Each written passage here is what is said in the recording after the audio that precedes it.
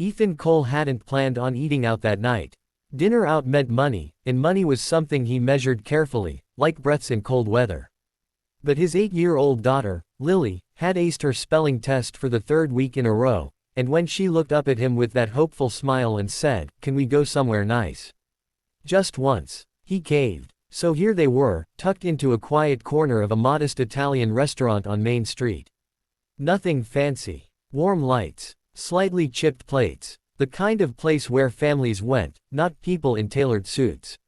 Ethan sat across from Lily, watching her twirl spaghetti like it was the most important task in the world.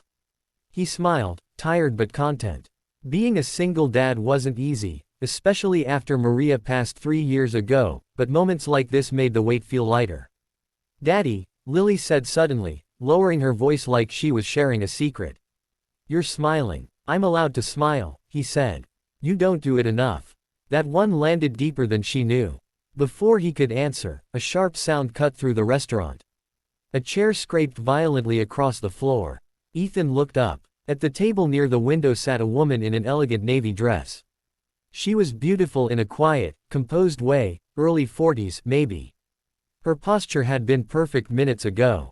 Now, she was standing halfway up, one hand clawing at her throat, eyes wide with panic. She wasn't breathing. People froze. Her dinner companion, an older man in an expensive suit, stood up, shouting her name, useless with fear. Someone gasped. Someone else screamed for help. A waiter hovered, unsure what to do. Ethan didn't think. His chair hit the floor as he was already moving. "Lily, stay here," he said, voice calm but firm. He crossed the room in seconds. "I know what to do," he told the panicking man, already positioning himself behind the woman. "She's choking." He wrapped his arms around her, hands locking just above her navel. 1, 2. He thrust upward. Nothing. The woman's body trembled. Her face had begun to turn a frightening shade of red. Ethan adjusted his grip and tried again, harder. On the 3rd thrust, a sharp cough tore through the room. A piece of food flew free, clattering onto the table behind them. The woman collapsed forward, gasping, air rushing back into her lungs like a miracle. The entire restaurant exhaled at once. Ethan steadied her, guiding her gently into the chair. "You're okay," he said softly. "Just breathe. Slow." She clutched the table, tears streaming down her cheeks, nodding as she sucked in air. Her eyes met his, dark, intense, grateful beyond words. "Thank you," she whispered hoarsely. You saved my life." Ethan shook his head, already stepping back. Anyone would have done the same. But they hadn't. Applause rippled awkwardly through the room. Someone called him a hero. A waiter offered free dessert. The suited man kept shaking Ethan's hand like he might disappear if he let go. Ethan smiled politely, uncomfortable, and returned to Lily. She was standing on her chair, eyes shining. "You were amazing," she said, hugging him hard. "Like in the movies." He kissed the top of her head. Just something everyone should know how to do. But his hands were still trembling. They finished dinner quietly. Ethan noticed the woman glance over once or twice, as if wanting to say more. But she didn't approach. When she left, a man in a dark suit held the door for her, and a sleek black car waited outside. Ethan didn't think much of it. People with money had different lives. That world didn't touch his. Or so he thought. 3 days later, Ethan was fixing a leaky sink when the doorbell rang. Lily peeked through the window.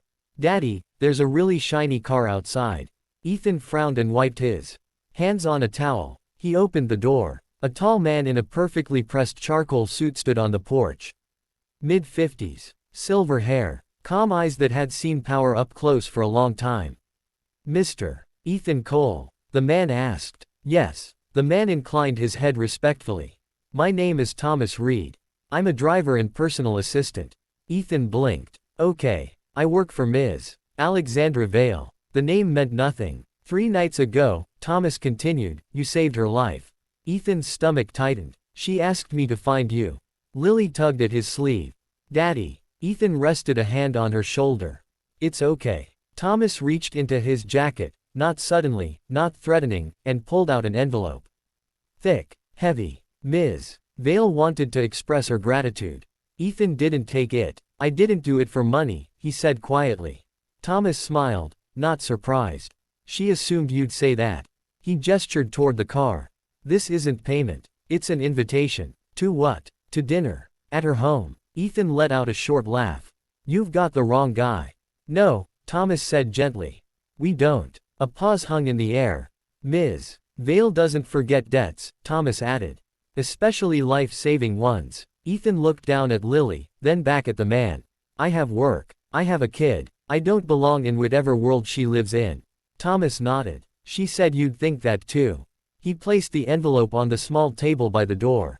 Inside is my number. Call if you change your mind.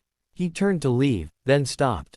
For what it's worth, he said, looking Ethan straight in the eye, I've driven billionaires, presidents, and royalty. He smiled faintly. Very few people would have moved the way you did that night. The car pulled away, silent as a shadow. Ethan closed the door slowly. Lily looked up at him. Daddy, who was that? Ethan stared at the envelope. I think, he said slowly, someone who just changed our lives. And somewhere across the city, Alexandra Vale sat alone in a glass-walled penthouse, staring at the faint bruise on her throat, thinking about the man who hadn't hesitated. Ethan didn't call the number that night.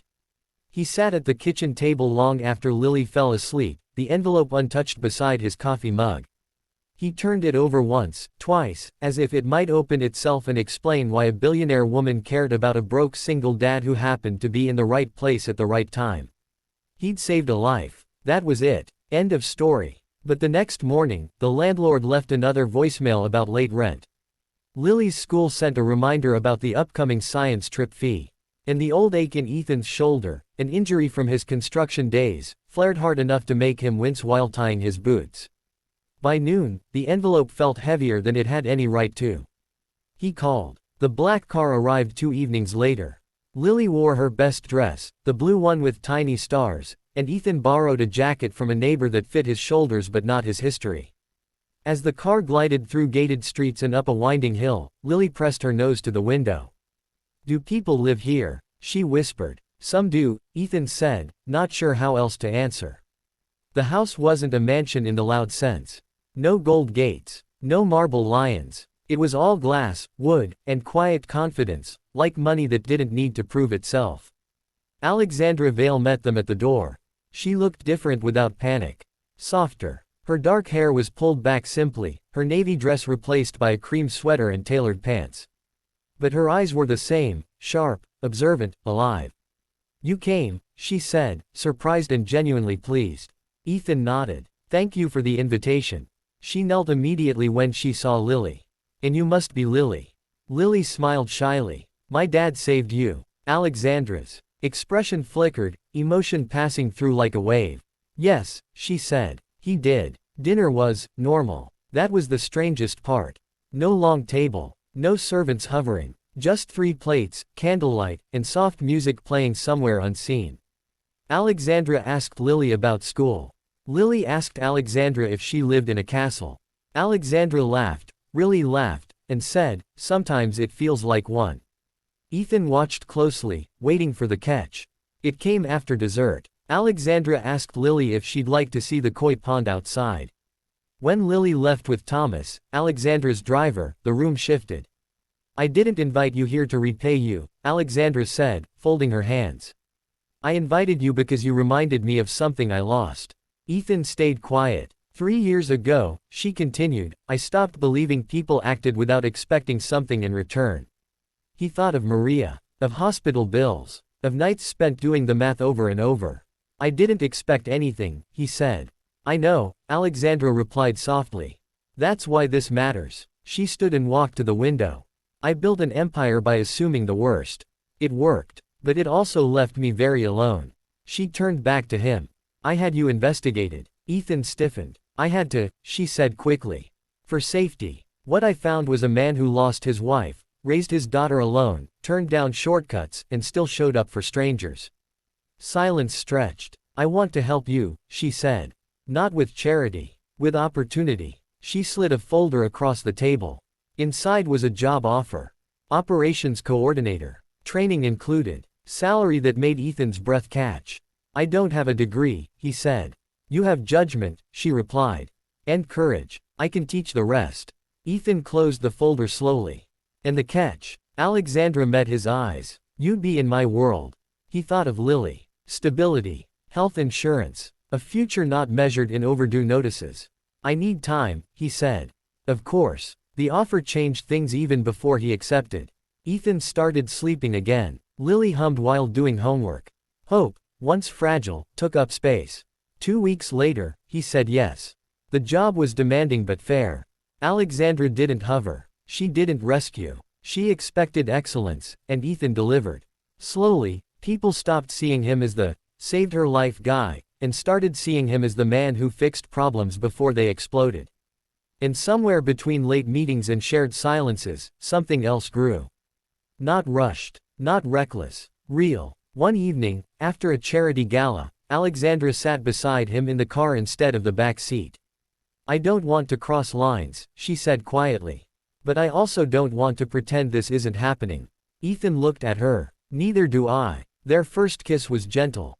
Earned. The real test came months later. A scandal threatened her company. Advisors urged Alexandra to cut ties with anything that looked like vulnerability, including Ethan. She didn't. I won't become the person I used to be, she said. The storm passed. Her company stood stronger. So did they. A year later, Ethan watched Lily run across the same restaurant where everything began, this time laughing, alive with possibility. Alexandra squeezed his hand. You still don't smile enough, she teased. He smiled then. Because some debts don't demand repayment. They open doors.